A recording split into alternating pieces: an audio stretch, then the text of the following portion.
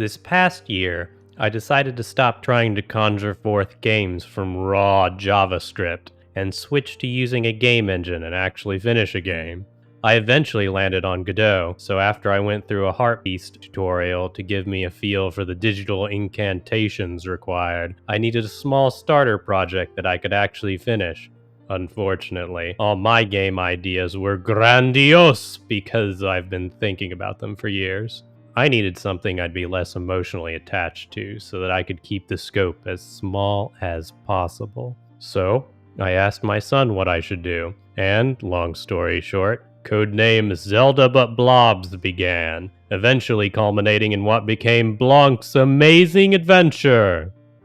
After feeling the thrill of completing something, the source of my first completed game ever, NaNoReno, was happening again. My wife Ava is a writer, so we decided to make a visual novel together, and then a friend convinced me to make a game for LD53 with him. I had suddenly gone from completing one game last year to finishing 3 this year before the year was even half over. I was ready to start on one of my own lesser grandiose ideas, except for one thing.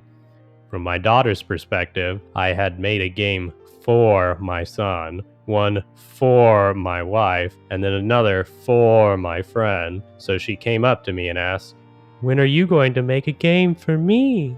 If children are a heritage from the Lord, surely this is a worthwhile investment of my game dev time.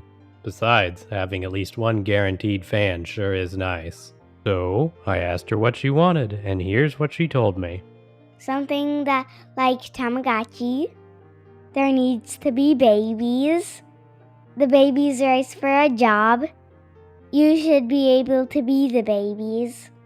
They need to swing, and no violence. So here's what I'm thinking.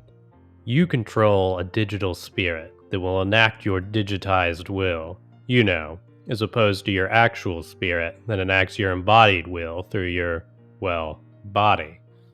It can float around a daycare and interact with things. There are also baby creatures that wander around the house interacting with things in their immediate vicinity. So, for example, you can drop food in front of one and it will nom it. Alternatively, you can also float over to one of the baby creatures and control it. There can be some spots where you can initiate mini-games that will reward you with food items. Which food items you feed the baby creatures will determine what it will eventually grow into. We can make the first minigame some sort of race, and a swing the first interactable item. How does that sound? Let me know in the comments if you have any thoughts on the matter. Alright, I'm back.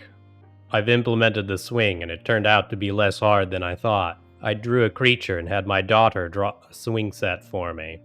I split the swing set into 3 pieces so that they could all be at different depth values.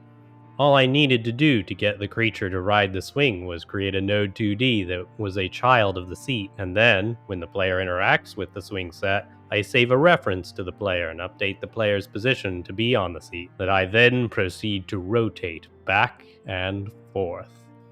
Now it does produce this effect where the swing seat moves relative to the creature depending on the direction of the swing, and I'm not sure where it's coming from.